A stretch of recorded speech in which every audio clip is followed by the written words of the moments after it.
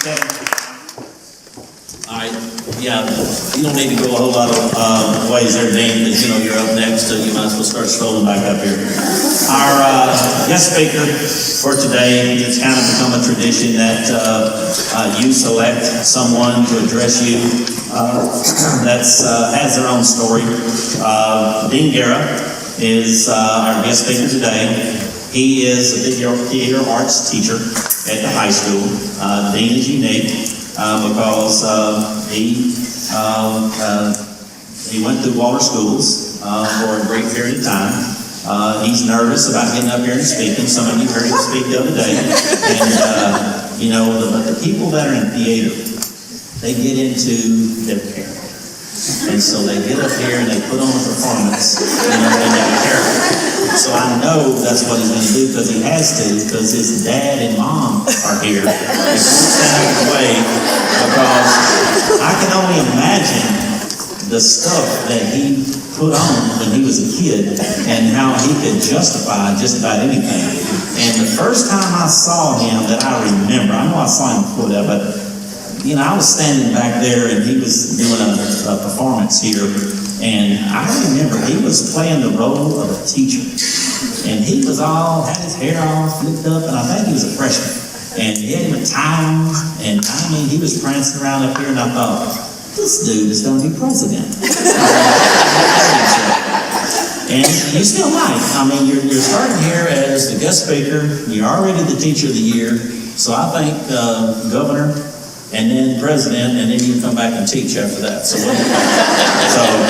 But as Dean brings his story up here, just pay attention to what our mission statement was, or is, and the goals, and how they are, and Dean will deliver his story. So y'all be with him.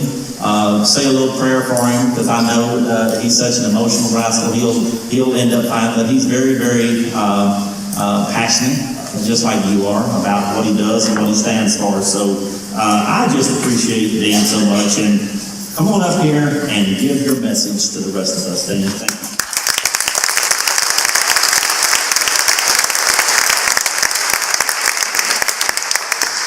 Okay. Hi, I'm Dean Guerra, for those of you who don't know me. I serve as the theater director and teacher at Waller High School along with Carrie Wood. I serve with the pleasure of Dr. Brian Merrill, principal of Waller High School. Sorry, he made me say that. Now on to the real speech. Congresswoman Barbara Jordan once said, "What is done to children, they will do to society." While I agree with her message, I do believe that Mrs. Jordan needs an amendment. I believe that educators have the chance to propel those children to do better on society. I grew up with 27 girls right down the road at Boys and Girls Country, which is a children's home for those of you who don't know in our school district. I grew up with kids from every type of background. Children who had been sexually assaulted, children who came from broken homes, children who came from different continents. But you want to know the funny thing? You would have never known their background if you had just met them. You see, they didn't let their past define them. They were living in the present, many of them barely making it through day by day, but I will get to that later. It is really weird being up here, by the way. You know, I came to Waller ISD when I was 7 years old, and I attended Robert Short Elementary. Then I went over to Jones, moved to Schultz, then to Waller Junior High, and finished at Waller High School. I graduated in 2009, which is obviously the trek was a little bit different back than what most students go through today. I went off to Wake Forest University, a top 30 university, Dr. Merrill, on a full ride for theater, academics, and need.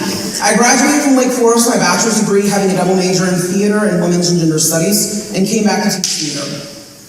Today, as I stand up here reflecting on my time in education, I think about my legacy, right? What will my legacy be?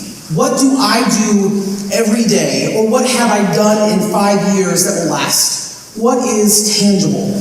Most of us in education don't have buildings named for us, or parks we created, so what is our legacy when we hang up our hats at the end of the day? We all know what we hope our legacy will be, right? And we hope that it's not that every day at 9 a.m. we needed a coffee break so that we could have the patience to deal with our special class. And you know what I mean when I say your special class, because we all have one, or two. Anyways, as I sit down to write this speech about what my legacy might be, I was really nervous. Contrary to popular belief, I really struggle with talking in front of large groups of people. I know you're thinking, Dean, you teach us theater, one of the loudest people I know. It's true, but I'm still really nervous. So I asked our superintendent, Mr. T, and said, what should I say? He said, Dane?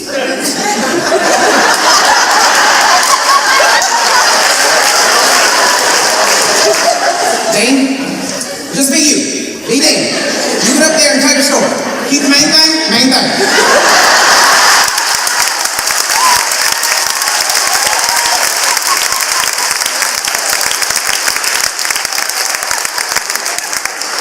I expect $25, Bobby. Okay, so here it is. If my teaching career ended today, there are two moments that I would want to define my legacy. When I arrived into Guerra, which is the school district I started at, in 2013, I had no idea what to expect. I was a first-year teacher who was taking over a non-existent theater department. I was the 5th theater teacher in 5 years, and I later learned that the office staff had taken out bets to see how long it would be before I left. The shortest bet was 1 month, and the longest was 5 months. Like, no one bet on me making it to the end of the school year. Anyways, any theater teacher worth their salt will tell you that you need a variety of students around you for any show to be successful. My problem was that I had plenty of actors and no technicians, right? All my kids wanted to be on stage. One day, out of frustration, I told my regular classes that I was tired from staying after school to work on the set for our musical, which was a disaster, but we did it anyways. After class, a quiet student named Matt, whose name I've changed, obviously, asked if he could stay after and help me build things for our set. I told him absolutely, thanking God that I had someone to help me. That afternoon, he and I worked on building fake trees, and he talked to me about his home life. Matt's mom was a single mother. His dad was rarely in the picture, and he was the youngest of 4 siblings. His closest in age to him graduated the year before. He did not want to go home. I'm good, y'all. Okay, he did not want to go home because his mom worked long hours and he was alone. Almost all his neighbors either sold, made, or were taking drugs. Matt played football, but it being December, he didn't have a reason to stay after school.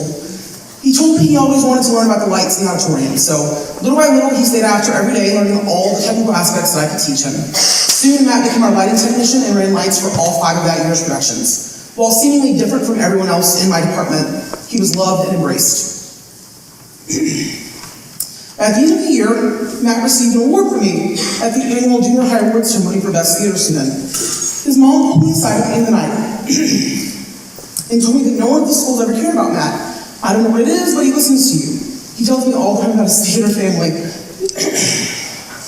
In his room, he has every card you've written to him on his wall. I'm good, y'all, I'm good, I'm good.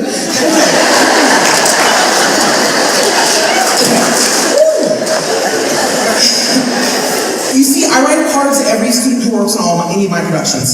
So by the end of the year, Matt had gotten 5 cards. Honestly, I thought about not writing cards because they get expensive, and I thought to myself, no one cares about these. But in that moment, I realized the power of words, right? Of positive gratitude. They had more influence than could ever be explained. As we were finishing the conversation, Matt came up to his mom and I and asked for a picture of his parents. I tried to grab his phone and take a picture of him and his mother, but he handed it to his friend, and he said, I want to take one with my mom and my dad. The student snapped a picture of me, his mother, and him. I still write a note to every student involved in my productions. I'm good, I'm good. And on shows where I have 60 or more kids working on production, and my hand is insanely sore, I think of Matt. And how he had my cards hanging on his wall as encouragement in his life. I hope those words of encouragement, of love, and of gratitude are my legacy. The second moment that I hope describes my legacy happened when I moved home to Waller ISD.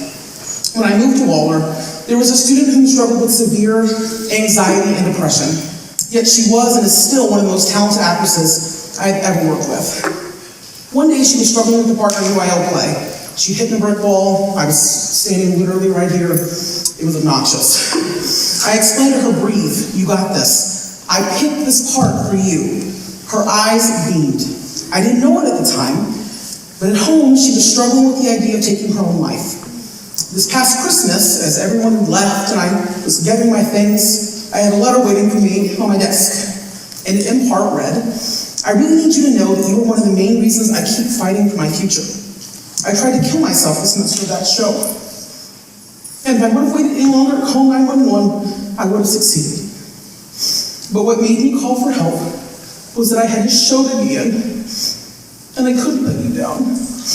I had a part to play, a part you chose for me.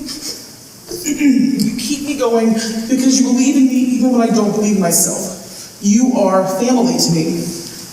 While I always strive to create a family with my students, as I hope we all do, I had no idea that one little statement from me would forever change mine and her life. Still the best Christmas gift I've ever gotten. I hope this is what my legacy consists of. Moments, lives, and love. I want every person to say, when they're talking about me, he loved his students as if they were his own kids. He believed in them. He pushed them to be better than they thought they could be, better than he was. And I realize now, looking out at all of you, that my legacy is these students.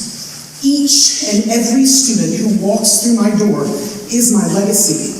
You see, I am a direct reflection and a legacy of every teacher I have throughout this school district. I started with school as a 7-year-old little boy at Roberts Road who had a stutter and was terrified of getting made fun of. But the staff at Waller ISD wouldn't let me just be scared to come to school. They took my hand and they told me it would be okay. The same way they took the hands of every single child I grew up with at Boys and Girls Country and let them know the past did not define them. The present did. Everyone has the capability to be better. Everyone. And I learned that here at Waller ISD because that's the legacy that you are now a part of. The legacy that no matter what color, creed, religion, socioeconomic status, or background you come from, you are important. That we are a family. I am the legacy of every single teacher, paraprofessional, custodian, lunch lady, bus driver, and maintenance worker who took the time to get to know me, and there were a lot of you. Each person invested in me. I am a direct reflection of the legacy of April Reed from Roberts Road, who instilled in me love of reading when she read Where the Red Fern Grows. I'm the legacy of Misty Pocious, whose classroom I was in as a 5th grader when the World Trade Center was attacked on September 11th. Mrs. Pocious had the composure to teach us that love overcomes hatred and that we would be okay. I'm the legacy of Pam Broschke from Waller Junior High, who believed that I was more than the shy kid who was scared to speak in her pre-AP English class and forced me to enter a speech competition and later enroll in theater. I'm the legacy of Brian and Carrie Wood,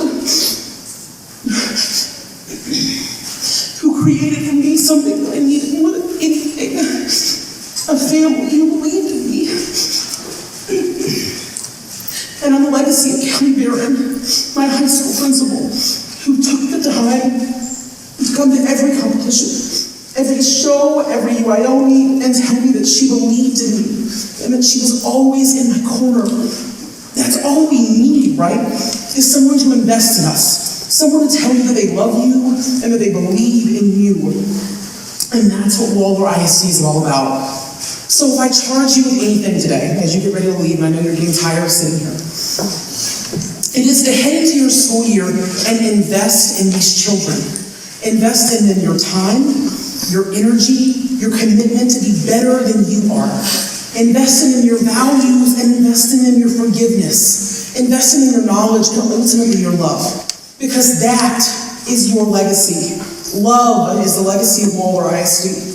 Love was the legacy that was instilled in me by every teacher I ever had, even when I didn't deserve it, and that was often.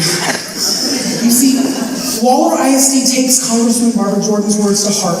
Waller knew that what was done to children they would do to society, and they instilled in all of us love for learning and for diversity and for creativity and for family. All of us here are part of the Waller legacy and the Waller family. And it's up to us to decide what our family legacy is going to be. This may seem lofty, but consider this. We have already created a legacy that makes it possible for some poor kid with a stutter from a children's home in this district to have a dream to attend an excellent university for free and have the audacity to apply, get accepted, and then come home to share our experiences and love with the next generation. Today, as I look out, my heart smiles because I see Waller's legacy and how each of us contribute to it. Each one of us is an educator in some form or fashion, no matter what your title is. No one is more important than the other. I have to tell you that our Waller legacy is beautiful, and I cannot wait to see how it gets better with all of you this year. Thank you.